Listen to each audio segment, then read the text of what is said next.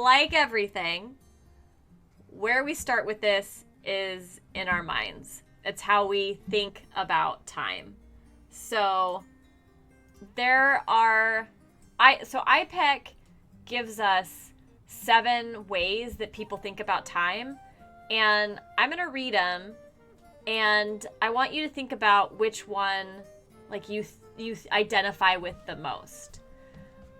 So the first way people often think about it is really like, so what I try to do is take the way people think about it and then put it into like an archetype. So the first way is the victim.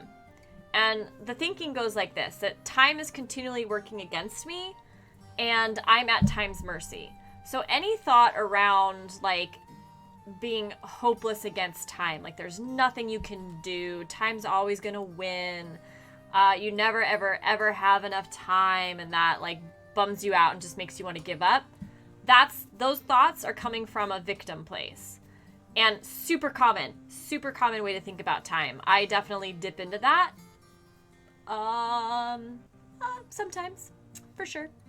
The second way is as a fighter. So this is when like something like time is something that you continually fight against, and it's not only that you can't get everything that you need to get done, but it also, these thoughts tend to like be an avoidance of the inevitability of death as long as possible.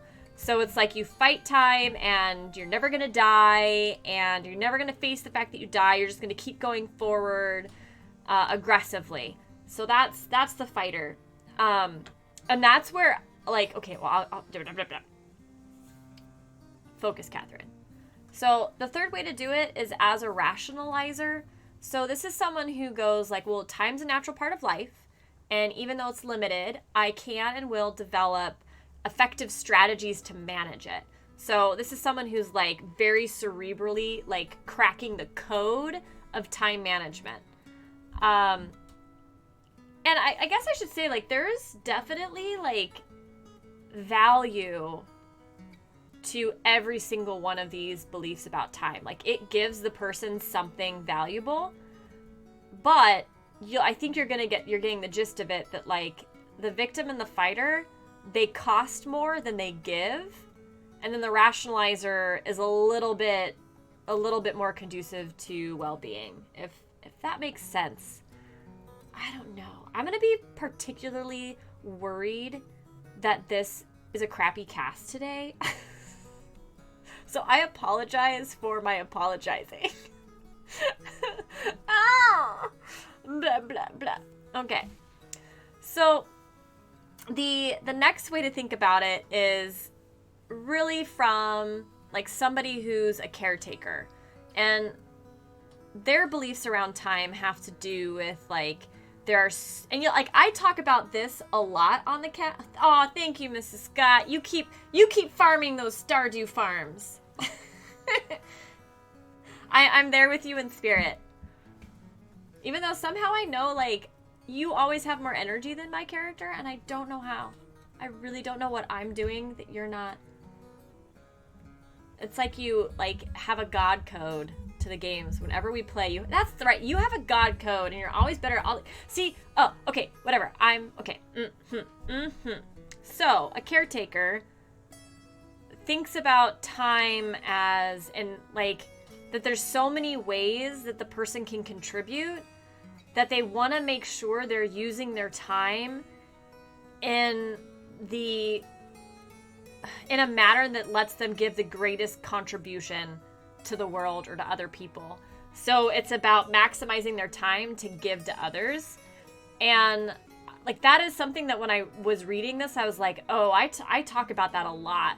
Like that we have a gift to give, and there's a responsibility that we have, like this awesome responsibility to give the gift. That's this level of thinking around time. And then there's the opportunist. So this is someone who's like, whoa, time is an opportunity. How I use it is totally up to me. I can relax, I could do nothing, or I could create, I could do something exciting, but it's completely my choice, and time is a gift. How cool would that be? to like exist there with my relationship to time. It'd be awesome. Like, I'm like, what would the consequences be? Like, would I get enough done so I don't get fired? Right? Like, would my clients get really frustrated with me? I don't know. I've never really lived there with my relationship to time. But that's the opportunist. Then there's the spiritualist. So this is someone who like starts to let go of the concept of time altogether. And it's where when they focus on something, time stands still and kind of disappears. And in that moment, they experience a sense of eternity. And the moment becomes endless. So time disappears because they're able to trick, like, I don't want to say trick themselves, but they're able to use their ability to focus and to like become present. Like, so meditation does this for us. Become present, where time disappears because all of a sudden you feel like time is endless in that moment. And I call this the spiritualist because it feels like a spiritual experience when you get a sense of eternity in a single minute. So that is a way that you could choose and work towards relating with time and like having that as your relationship with time, or at least part of the relationship that you have with time. And then there's the one that's like completely like time, like they're I call them like the non-judgers. So like they're completely checked out of time altogether, and it's like, no, time's an illusion that's created by humanity, and it measures what appears to be a limited lifetime. So I am definitely not that at all. So we have the victim, you know, time, like I'm always going to be at the mercy of time. We have the fighter. I'm going to fight time and overcome it and get everything done no matter what. The rationalizer. Yeah, time is limited and I'll do my best and find ways to manage it. The caretaker. I'm going to use my time to make a difference in somebody else's life. The opportunist. Time is a gift. I can use it however I choose. Spiritualist. There is no such thing as time because I can focus in the present and experience eternity now. And then the non-judger. Time is just an illusion made up by man. That's a pretty cool spectrum of beliefs around time. So I really appreciate IPEC for that. They do really great things around the mindsets that we have. So I'm curious which ones. Oh, okay, there we go. Yeah. So yes. So it's not. I'm so glad you mentioned that, Charlie, because it's not so much like falling into any of them, because like I think we experience all of them or some of them or most of them a lot of the time. Like we're just not simplistic enough to really exist in only one of them. So for me, I am absolutely mostly like at level 2 with time right now. Like I want to fight and destroy it and like overcome it. But I don't identify with the second part, which is that I'm avoiding the inevitability of death. Like that just doesn't exist in my world. I'm much more also a mix of level 4, where like, okay, well, I know I'm going to die, so let me make something of my life that will benefit mankind. So I'm a mix. I'm absolutely a mix, but I've got a lot of that level 2 thinking. And even that like so I got a lot of fighter thinking and a lot of victim thinking, that when I'm stressed, that's what comes up. Those are the thoughts about time that I get. Like I've got to fight and destroy it and overcome, or I just want to give up and cry. And those are like the thinking traps that mess me up. So the more I'm aware of like which ones are messing me up and not serving me well, the more I'm able to kind of switch my mindset. But you're not gonna be just one. Maybe there's one that jumps out at you as your primary. Maybe not. So the next step to this is to, now that we've seen examples of how we all could be thinking about time, it's to get more clarity on how our thinking affects how we behave, right? Because thoughts lead to emotions, right? That then trigger behavior. So I'm definitely right now at level, like I am a fighter with time, and it's giving me very high levels of stress, and I'm drowning in the emotion of stress and the feeling of overwhelm, and I'm really just doing everything I can to fight to stay afloat. Totally not sustainable at all. And it's just making everything in my life more challenging.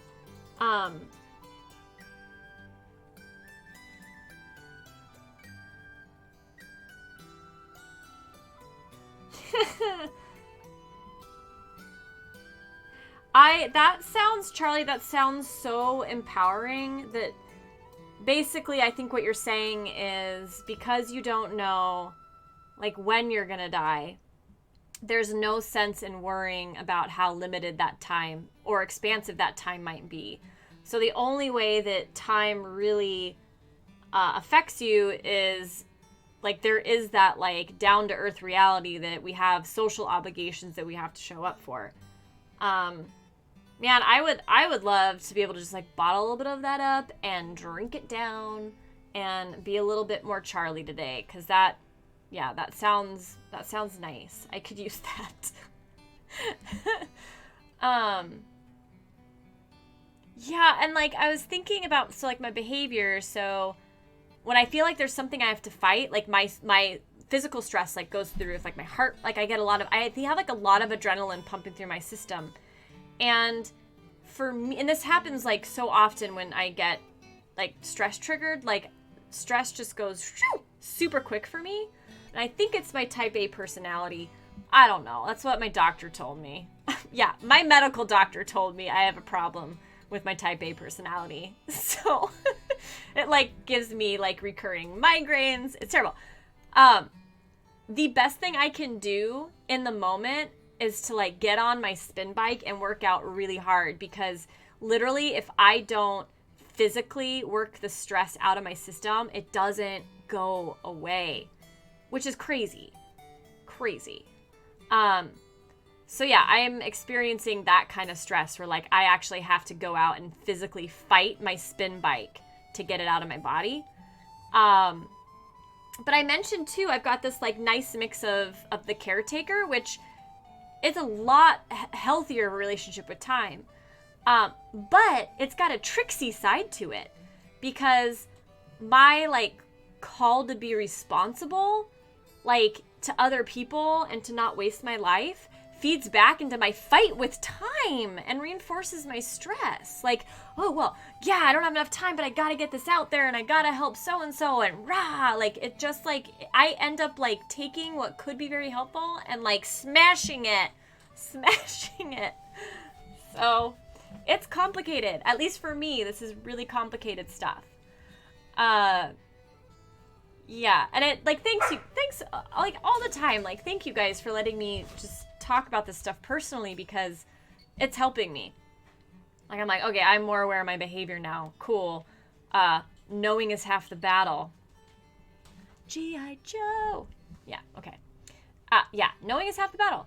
So okay. So yeah, like and this may like, I don't think this will apply to Charlie so much. But you may find yourself like getting like an inkling of which like relationships to time you would like to have more of in your life. So, for example, I would like to have a whole lot less of the fighter energy. But I gotta say really quick that I mentioned that all of them have a benefit. So one of the benefits of being a fighter is like, I'm gonna show up. I am gonna show up and I'm gonna engage. And that's super crucial. And it allows me to get a lot of stuff done, which is also helpful. It just comes at more cost than it's worth. But, you know, if I was in the victim area, then like I wouldn't be showing up at all, which I almost didn't do today, but my fighter made me do it, right?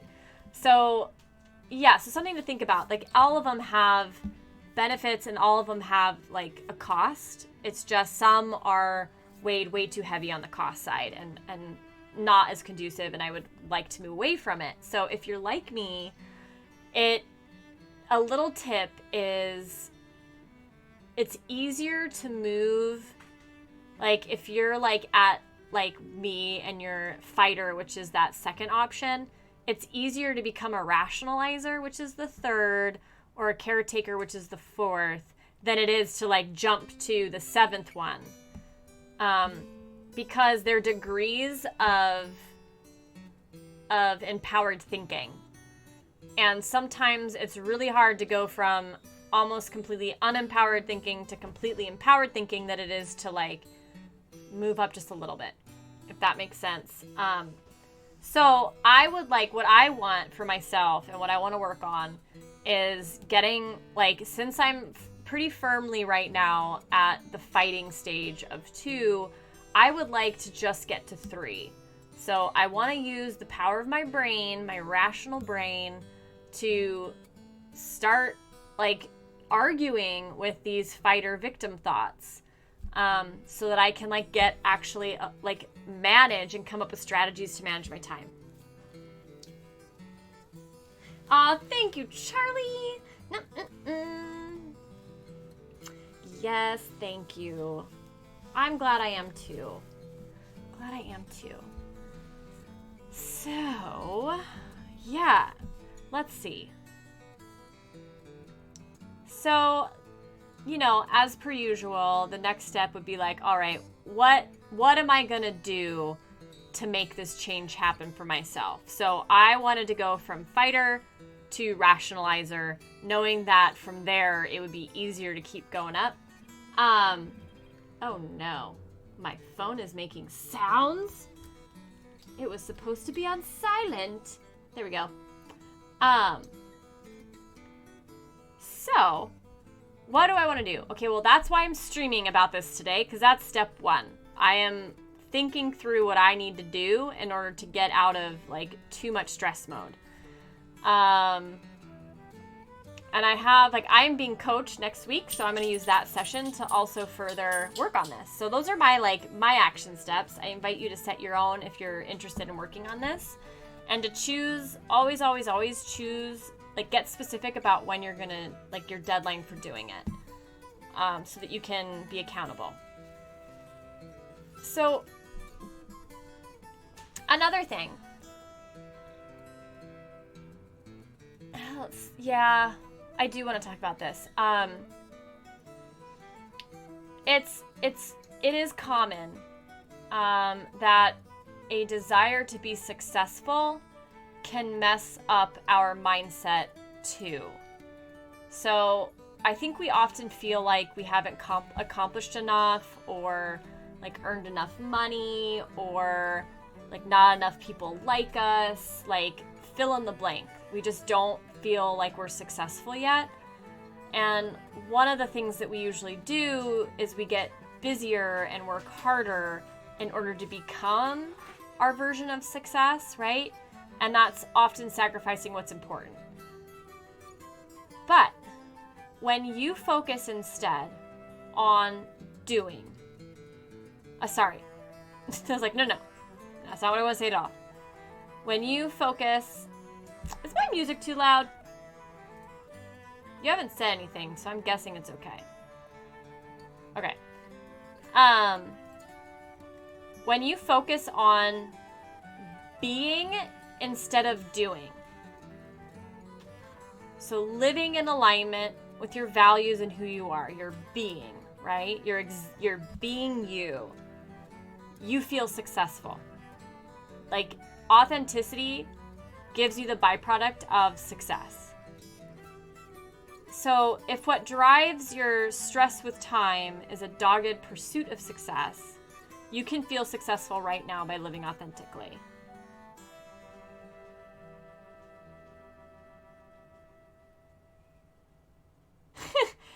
He walked in independently and said that?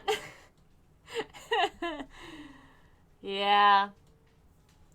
Yep. And sometimes that's true. Like, There's just not enough time. We then have to prioritize or whatever. Blah, not really good at that lately. That's funny. Hi, Mr. Scott. He came in watching you play a video game and he was like, oh, I don't have enough time to do that. All right. So, help is on the way. And because we just did the cast on the War of Art, I wanted to bring Steven Pressfield in. And he has something which he calls the principle of priority. Speaking of the devil. And this is what he says. I'm keenly aware of the principle of priority, which states, A, you must know the difference between what is urgent and what is important. And B, you must do what's important first. Urgent, don't do until after important gets done.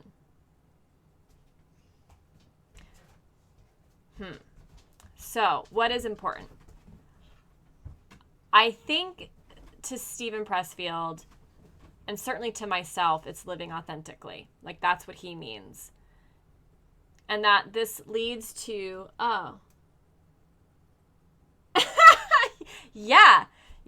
So there's actually I'm going to go into like the 10 like abilities or skills of time management. And there is one, Charlie, that like, yeah, that was a big failure in that one. And it was like time awareness or something. So yeah, totally.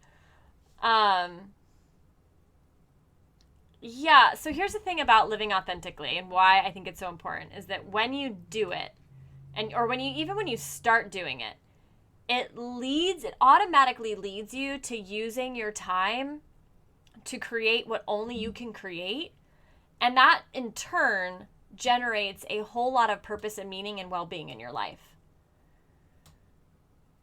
And when you don't do that, you experience a life, like a harder life, because you just come up with like resistance and unhappiness and a sense of like unfulfillment and just, it just gets so messy, and you do not flourish. It's very, very rare. I've never heard of someone flourishing in that state. So what is important is being in alignment with your values and your life work. And if you don't know what those are yet, let's unpack them. Like week by week, we're unpacking them through Punch Life Back. Like that's what we're doing here. And you can always go back and watch the episodes on core values. Like the Viktor Frankl one would be great for knowing what your life work is. And like to be super honest, like these are the questions I have spent my entire life trying to answer for myself. And some people, like, it's crystal clear. They just know what they value and what they're meant to do. Other people, I think the most of us, that's not the case. Or we think we know, but it's actually like a shallower knowledge than we're aware of. And like underneath that is the real thing. Like there's just so many layers to us. So I acknowledge that this is the work of a lifetime. It's never done. Like we die before it's done. Hold on. I feel like no songs are playing. I was right. All right. I want my Celtic music. Sorry, buddy. I'll let you out in a bit. I've got this really cute Mastiff here today. Boom Booms. His name is Boomer. But yeah, this is the work of a lifetime. And I went, 13 months ago, I entered my coach training program. And that took 9 months. So, but at the beginning of that enrollment, so 13 months ago, I started working with a life coach on a weekly basis. So I've been doing that has been the most, and this is not in any way trying to advertise myself. That's not at all what I'm doing here. I'm just saying that the most traction I've ever had with what I really value and what my life work is was by working with many talented life coaches. It is a modality that helps you cut through the bullshit and dig deeper, and then dig deeper, and then dig deeper. deeper, deeper, deeper until your answer is so profound that there's no questioning it anymore. And that transforms your life. So yeah, I acknowledge, like, I'm just kind of like throwing it out there, like, no, it's important, and live in alignment with it, and la-di-da, and unicorns, and popsicles, and ice cream sandwiches will happen, and it's not that simple. I know. Yeah. You know, and so maybe that's why, like, I'm kind of unsatisfied with this stream, because I feel like it doesn't go deep enough, right? Like the next thing I was going to say is like, oh, and then once you like know your values and you're living in alignment with your work, then, and you feel the pressure build up and you're getting stressed, you can just check in with yourself and ask, is this urgent or important? And then if it's urgent, you delegate it, you defer it, or you delay it until the important thing is done. Ta-da! And like, who can do that? Who can do that? Charlie, I actually think of you like a unicorn because you always have like fun hair and you're very artistic, which is like magical. And yeah, and I know you have ice cream, so yeah. Yeah, so it's not, you know, it's not like his principal priority, I think, is beautiful. It's not easy. None of this stuff is easy, I guess. But it can be super helpful as like a touchstone, I think. And so I intend that when I'm feeling strapped for time and I'm worried about getting stuff done and somebody brings me yet another thing to do, I want to check in and go, is it important or urgent? And then the beautiful thing here is he's giving you permission to not do the urgent thing, which is what most of us do. Like, we put out the fires before we get down to the real important work that just got delayed because we're putting out fires.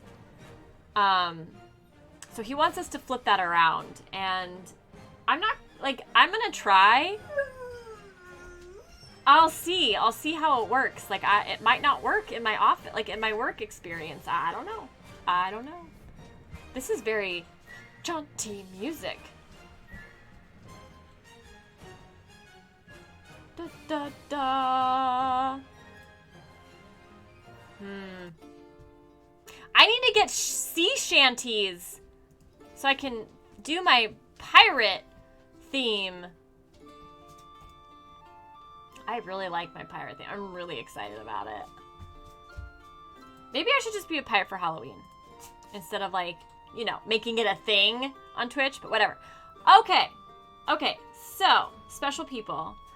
We're now gonna, like, okay, so getting the, like, so far we've been talking about, like, the mental side, like, the mindset side with time and how, like, we let time kick our butts because of how we're thinking about it.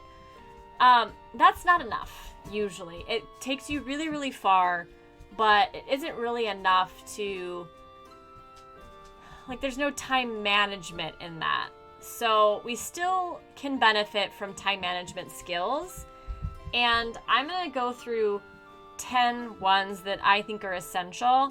And again, I think IPEC for this. And if you're interested, you can rate your current effectiveness for each skill on a scale of 1 to 5. And then afterwards, you'll have a snapshot of, like, where your leverage points are for improving your time management. So I think I know one of Charlie's. So the first is organizating.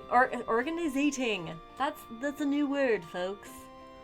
We're gonna teach you, we're gonna educate you to organizate yourself. Organizing your time and planning and goal setting. And this includes the ability to set realistic goals and be able to follow through in a timely manner. And I think that's where I'm getting in trouble right now, is I'm so excited about my new business that I think sometimes my optimism and my vision and, like, my passion, like I misjudge the amount of time something takes. So it's really hard to set realistic deadlines for myself. So that is something. So I'm going to give myself a 3 there, because other than that, I'm pretty good. So the next skill is working according to your priorities and values. So this is Stephen Pressfield's priority rule, right? His principle of priority. So I'm going to give myself a 4 on that one. The next one is prioritizing and decision making. So that involves the skills of choosing and deciding what tasks and activities to do and in what order. And I'm going to give myself a 3. I'm better at it, but I haven't given myself the time to do it. So I have to dock my points. Okay, Charlie, this is yours. Time awareness and promptness. It's your ability to be on time and to be aware of time. I am a 5 in that. Even though I've been messing up things lately, but again, that's because my whole life has been thrown into chaos. But normally, I'm like a 5. Yay! I win! I'd rather have 2 ice cream sandwiches. Okay. So then, the next one, skill 5, is boundaries. So setting and maintaining boundaries and the ability to say no. So this is one of those things where I think his idea of if it's urgent, don't do it until the important stuff is done. That's a boundary. So if someone is like, this is so urgent, blah, blah, blah, you should do it. Like, I can just say no, like somehow acknowledge the fact that it feels urgent to them, say no, and then tell them like when I'll do it. Like, or something, right? Like there's a way, like boundaries are delicate little flowers that can be very, very strong too. Full of contradictions or paradoxes. You guys know what I'm saying though. So for boundaries, in regards to time management, right now I am like at a 1. Just typed that. Okay, so then the next skill is staying on track. So this is our ability to stick to a plan and bring it to a successful completion. I'm gonna say I'm at a 5 because guess what, guys? I showed up to Badass Book Club last night, even though I had spent, I think, 5 hours in meetings already that day in public speaking, and then did 2 more. And without much rest, I showed up and I'm here. So I am sticking to my plan, I want my word to mean something. So I'm doing well there. The next one is managing external distractions. Oh man, so this is like your pets when you're trying to focus and they meow on over or woof on over. Your kids, if you got kids, it's email, it's clutter, it's push notifications, it's your text messages, it's phone calls. There is an infinite amount of ways that we get distracted. And in order to get, and we've talked about this before, but in order to get your work done, and done really, like to get the most out of your limited time that you're using to focus on something, you need to manage your external distractions.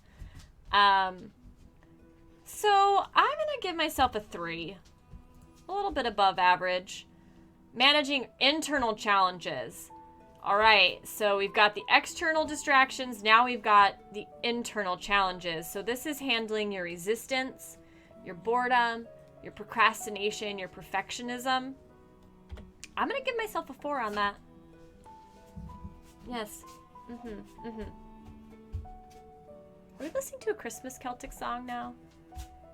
I think we are. Merry Christmas, guys. It's Christmas in August. All right. So then the next skill, we have 2 left.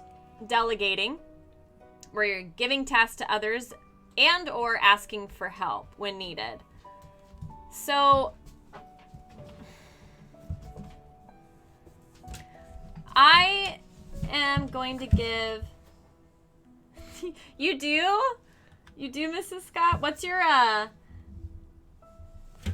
was gonna ask you what your favorite holiday music is to listen to, but I'm guessing Christmas, because even though I know you and I both love Halloween, the Halloween playlists are limited.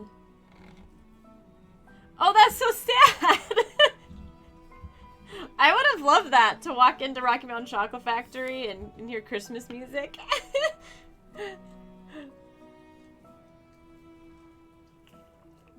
Okay. The last one, you guys, is letting go.